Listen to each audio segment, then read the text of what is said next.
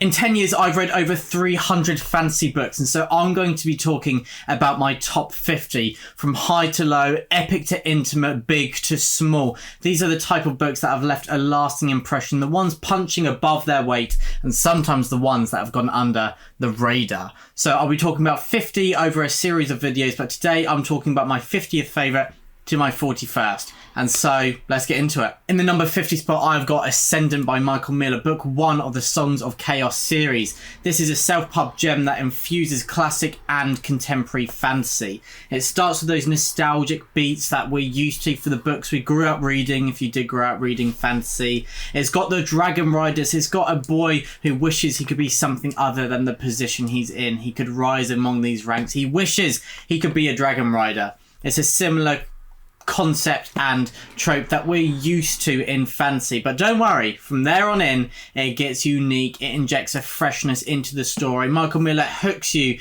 with this kind of ethereal, magical, nostalgic tone, and then he makes it such an engaging, interesting story as well. You're not just getting a repeat of the old stuff. The further on you get, the more unique it becomes. I've just read book 2, thoroughly enjoyed it. I think I just about preferred book 1 because of it was my introduction to the world. You'll see on this list there's a lot of book 1s because there is something just magical about that first engagement with a new world that you really enjoy. It is really hard to beat that. And also I enjoy the downtime of characters before they're sucked into these huge events that do not let go. I enjoy it when they're themselves, before anything terrible has happened to them, before the tumultuous events that turn their life upside down. So Ascendant is like that. You've got the beginning, really great setting to the world, some brilliant subversions of tropes that we're used to, and it's a really unique magic system as well, which is working with the dragons and how their riders work. Basically a better version of Aragon. I mean, I do really enjoy Aragon, but Ascendant I absolutely loved. It's a similar vein. It is suitable for young adults, but it's not YA in the sense of what people really assume that trope means. It's not got the romances and all that you expect. It's YA in that young adults can read it and what YA actually means. So that's my 50th favourite fantasy read of all time. Number 49 is A Little Hatred by Joe Abercrombie, book 1 of the Age of Madness trilogy, a continuation of his first lore world. So this is a reintroduction with many new characters and the descendants of some that we have met before. There are brewing tensions, outright war, great pacing, and of course for Abercrombie, standout characters. It's, in my opinion, not quite to the level of The Blade itself, which you may see further down the line, but it's still a really great tale with characters that interweave really well with each other. I think that The Blade itself has some of the greatest characters of fantasy. None of these are my outright favourites, but Abercrombie just has a way of making characters stand out within a few pages of meeting them. They feel unique, they feel natural, and that is such a powerful tool in his arsenal that is hard to beat. I am a character-driven reader, so that is why Abercrombie has always been one of my favourite authors since I picked up The Blade itself about 5 years ago. And since then, I've read every single book he's read. I've read some of them multiple times, and he's someone that I think I'll pick up anything he ever writes. A Little Hatred, as I said, begins a new series. It really sets the tone for what is to come. It's got humour, it's got standout characters, the action scenes are incredible, and I just think it's got all the kind of aspects of the Abercrombie characteristics that we've come to expect. So that's why it's my 49th favourite read of fantasy ever. Number 48 is Mort by Terry Pratchett. There's a little bit of humour in Abercrombie's work, but it's very dark and satirical. This is also satirical, but much more emphasis on the humour. Of course, it's Terry Pratchett. He doesn't need an introduction. This is comedy meets tragedy. You've got the premise that Death is looking for an apprentice because the work is getting pretty heavy for him. So what a mental concept that is, but it works so well. And so this boy, he's basically not really got a clue, but he's not as surprised as he should be. He's taken into an apprenticeship with Death, and there are many things that shock him. There's many things that he doesn't really react to, and you're like, come on, Mort, you need to react more. And then suddenly, of course, it's a book. He's going to have some crazy events happen and some unexpected pressures put on him that he has to solve. What I love with Mort, though, is that whilst it's very comedic, it's quite philosophical as well. The way that Death approaches his role and the whole imagining of that is just really brilliantly done. It's very touching, and it's got that philosophical edge and seriousness alongside the comedy. It doesn't allow the laughter to detract from what is really powerful about this story. More is just really well written. It's quite short. I definitely need to read more in the Discworld series. Please let me know what I should read next. I've read this and Guards. I enjoyed Guards. I didn't love it. I loved Mort. And so I need to know what to go into next. I've heard go into the Witches series.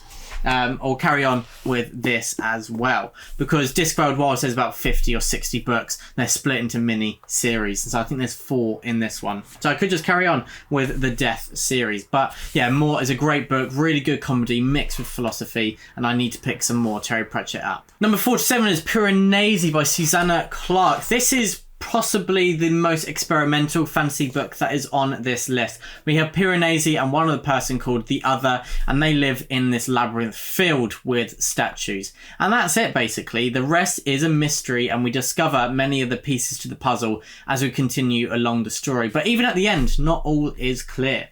This is just really brilliant. The premise doesn't hook you, but the story does. There's a few books like that, a bit like Glorious Exploits by Ferdia Lennon. When I talk about the premise, people kind of look at me and they're like, really? Should I pick that up? And I'm like, yes, because it's just got so much more to it than the premise suggests. It's beautifully written, a really good examination of character and exploration of psychology. It's beautiful, and the thematic work is wonderful. If you want a more eloquent description of why this book is so great, head over to Philip Chase, Dr. Fancy himself's channel, because, as I said, he's far more eloquent than I. But yeah, Piranesi, one of my favourite fantasy books of all time. Number 6 is Priest of Bones by Peter McLean, book 1 of this series. So imagine Peaky Blinders or a gangster film meets Swords. That's what you've got with Priest of Bones. We've got a group of characters that they're returning from a war, and that they are very bogged down and broken men, basically. But they return to their home city and they try to claim back their bit of land for themselves. There's gang warfare, there's re-establishing themselves, and there's a really great balance with the trauma that they faced and this brotherhood and sisterhood that they've got with those that they've experienced these terrible things with. I think there's a great balance between often what we expect with fantasy, and especially kind of this gang setting and family saga, mixed with this other element of some deeper thematic issues that Peter McLean writes really well about. It's brutal, it's quite short for a fantasy book, which is quite good, and it's a really great kind of opening to this series. Again, I really enjoy the other books, like I said with Ascendant, but there is something magical about the first time you're thrown into a world, the first time you meet these characters, and I think Peter McLean right from the get-go is a really confident writer in this. He's got a small cast really, but it still feels quite epic. The cast is very standout. They really do feel like they could leap from the page because their psychologies are so well worked out. And this is a book with a lot of twists and turns. It's like a twisty-turny thing, and it catches you by surprise many a time, which is very nice in a fantasy book, to be kept on your toes, because we often hit those same beats and we enjoy it, but it becomes predictable. But this is one that avoids that trap and manages to give you some more unique fantasy stories. So that is my 46th favourite fantasy read. Number 45 is The Crimson Campaign, book 2 of the Powder Mage series by Brian McClellan. This is French Revolution meets gunpowder meets angry gods. And so basically that's a mix for disaster. It's something that you wouldn't want to live in that world, but it's fun to watch what's going on as the reader. This is book 2, where basically we have an army stranded behind enemy lines, and a lot of it is them trying to march back to safety. And it's really tense, really brilliantly worked out. Often I find that stories that deal with kind of army movements, it's hard to get the balance of realism and the difficulty of moving wagons and supplies and keeping people fed whilst not slowing the pace down loads. Dan Jones in his Essex Dog series does this really well, and Brian McClellan also does a great job in The Crimson Campaign. I love the unique magic system, which is inspired by kind of gunpowder and flintlock rifles, or maybe it's matchlock, one or the other.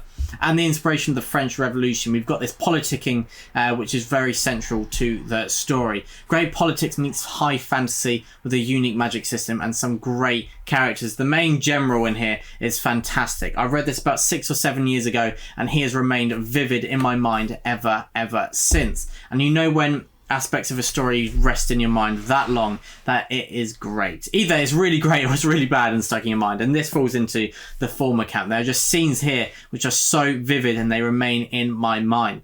I love Promise of Blood, that is book 1. I love this even more. Book 3, The Autumn Republic, I still really enjoyed, but I preferred the first 2. And so that's why the Crimson Campaign is on here in the 45th spot. Number 44 is Circe by Madeline Miller, one of the most famous, if not the most famous, Greek retellings of recent years. Of course, Madeline Miller did not invent the Greek retelling, but she has been key to its reinvigoration with Song of Achilles and Circe. Personally, I far prefer this. This gives a voice to a silenced goddess of mythology. Circe, usually laying on the outskirts of many tales, she's a minor character who comes into her own story as the main figure in this tale. For a large portion of this story, I wasn't sure how Madeline Miller would get around Circe being restricted to one setting. I'll leave it as that without having spoilers. But there is a way where she does it which is really interesting. She's got different characters visit this setting, and the interactions are the strength of this story. The character dynamics, what is said, what is left unsaid, is really powerful. And how we see Circe evolve as a character is handled really, really well. Because when someone is left in isolation for a while, they will change. And we have a goddess. It is hard to get into the mind of a goddess. I remember Stephen Erickson saying that Anamanda Rake in Malazan, he was originally going to have as a POV. And then he thought, how can I, a mere mortal, get into the mind of someone who is several thousand years old? So he decided not to. Madeline Miller did face that problem, but I think she did a brilliant job because we follow Circe from when she's really young. So you have that connection, and so you really understand as she ages what changes, what links to her childhood, and far, far more. So I think that was a very clever way to get around that barrier. It's a mix of stories. It's really a melting pot of Greek mythology, as Circe has a minor role in so many different tales. So it's really interesting seeing them from a different lens where they're not the central focus, but we see quite a few. And then Circe is the kind of the similar aspect that links them all together. But Madeline Miller, lyrical prose, great characters, really good exploration, and I'm very glad that it reinvigorated the Greek retelling subgenre. In the number 43 spot, I have Jade War by Fonda Lee. This is book 2 of the Green Bone Saga. Book 1 is Jade City. Thoroughly enjoyed that. But I think that it was very enjoyable, but I didn't love it. And then Jade War took everything Jade City did well and built upon it. Those foundations were laid and it just raised it to the whole new level. There was just, everything was better than the first book, in my opinion. The characters, plot, pacing, so much just worked so well. It really felt like brilliant craft because there are so many plot lines that weave together throughout fantastically. And I thought that the ending especially was great. It follows the kind of same template of a much kind of a fast beginning, then a bit of a slower build, and then a big climax at the end, which I was very glad that book 3 kind of deviated from that, so it wasn't predictable. But Jade War was great. Really solid writing. It's nothing extraordinary, the prose, but this is another example, in my opinion, that story comes over prose. You need good writing, but you don't necessarily need amazing writing for an amazing story. The story is the more important part. If you've got amazing writing, amazing story, all the better. But I think Fonda Lee, she's got solid writing and she uses her strengths really, really well. She's very to the point. Sometimes I find it confusing because in writing they say show the reader, don't tell them, whereas Fonda Lee does a lot of telling. She tells us emotions, why people are feeling this way, but because of the almost clinical way that our characters think, it kind of works, and it's a way that Fonda Lee gets around that. I don't know if it's subconscious or conscious, but either way, in my opinion, it pays off. And it allows this kind of telling structure to work. And it means that so much happens in a short space of time without you feeling overwhelmed, because you are cutting right to the heart of a lot of issues and you understand characters straight away from their introductions. It felt a little bit similar to The Will of the Many by James Arlington in that approach to characterization, but not as personal. So Jade War, I really enjoyed the plot. I really enjoyed this kind of arc of vengeance that we see, but as well as balancing the family saga. A lot of people say it's like The Godfather. I didn't really understand that in Jade City, other than they're a family gang, basically. But Jade War felt a lot more like that, and Jade Legacy even more so. So Jade War, the second book in this series. You will be seeing book 3 later on, but Jade War, great story, really just fantastic in every way. There's no weakness in my opinion. Everything is just done really, really well, and I've really appreciated that. And so it's my 43rd favourite fantasy book of all time. In the number 42 spot, we have The Judas Blossom by Stephen Arian. So this is the Mongol Empire meets magic as we follow characters from all echelons of society. It's a historical fantasy, but the fantasy aspect is very, very low in this book 1. I haven't read book 2 yet, but I think that ramps up. But The Judas Blossom, really great cast of characters. I think Stephen Arian does a great job of investing you in each POV, which when you've got 4 or 5 is actually very hard to do. I usually find there's at least one POV who, whilst instrumental to the plot, drags a bit and you feel like, oh, I don't want to be with them again. But you did not feel that in The Judas Blossom. Each character has something great going on. Stephen Arian does a great approach to kind of ending chapters with cliffhangers, not in a way that's really jarring, but in a way that really engages you and hooks you in the story and makes you read late into the night. I know that he's very inspired by David Gemmell, so maybe that's why he kind of learned it. I know Papa Gwynne is very inspired by David Gemmell, and that's one of the reasons why he kind of ends not on cliffhangers that are jarring and forced, but things that really just make you want to dive into that next chapter. And so there's a similarity there. But historical fantasy, I love it. I wish there's more around. This is one of the best historical fantasy books I've read, and it's the Mongol Empire at its peak. There's tensions are brewing, disputes are arising, and sides are being taken. And then we have characters lower down in society just trying to survive, some looking for vengeance, and we follow the generals of this Mongol army as well. And so a wide range, and I'm really looking forward to seeing where this series goes. In the number 41 spot, the last book today is Traitor's Blade by Sebastian de Castell, book 1 of the Great Coat series. Sebastian de Castell is one of my most read authors. I think I've read 14 or 15 books. He has never disappointed, but The Great Coats is probably my favourite works by him, other than The Play of Shadows, which is a sequel. Anyway, this is swashbuckling meets political intrigue in a world where loyalty is a death sentence, really. We have Falkio, who is one of the most infuriating characters I've ever followed, but somehow you love how infuriating he is, especially when there is a core trio bromance in this series of Kest, Brasti and Falkio. I don't think there's a better bromance in all of fiction, really. The humour is fantastic as they take the mick out of each other, and because of the humour, they really take the mick out of Falkio for being so infuriating. It's a bit like breaking the fourth wall, and I really love that. Sebastian has got a playful touch to his writing that, whilst there's serious core themes to the story of loyalty, duty, trying to restore goodness, as well as revenge and childhood innocence, it is also added with the humour that really carries you through those dark themes. And Falkio is kind of the drive of this story, and then you've got the characters like Brasti, who at first I thought he was just going to be comic relief, but he really provides so much more about that. Sebastian de Castell is one of the best authors at combining humour and heart, because when they're paired they can do a brilliant job. You can have characters who comedy is their defence mechanism, and so when they have a serious moment it is so powerful.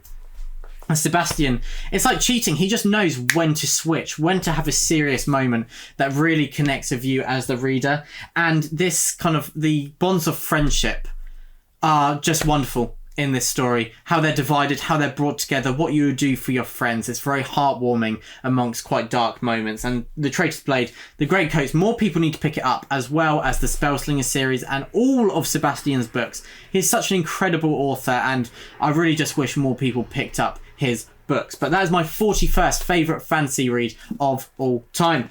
And so this will be a series of videos, and the next video will be my 40th favourite to my 31st, all the way until we reach the top 10. I did this in my favourite historical fiction books about a year ago. I'll link my top 10 there. But yeah, this is really interesting. I will take any excuse to talk about my favourite books of all time. And yeah, these are my favourite fantasy books. I've read over 300 now. That is crazy. And so it's been really fun and also painful putting a list together and ranking them, because I think my original list was 90 and I thought I can't be doing that. Limited to 50. very difficult. Spent hours that I'll never get back looking over all the books, but it was really fun re-immersing myself in the memories of when I picked these books up, because there is a power that books remind you of when you picked them up, and they take you back to that place.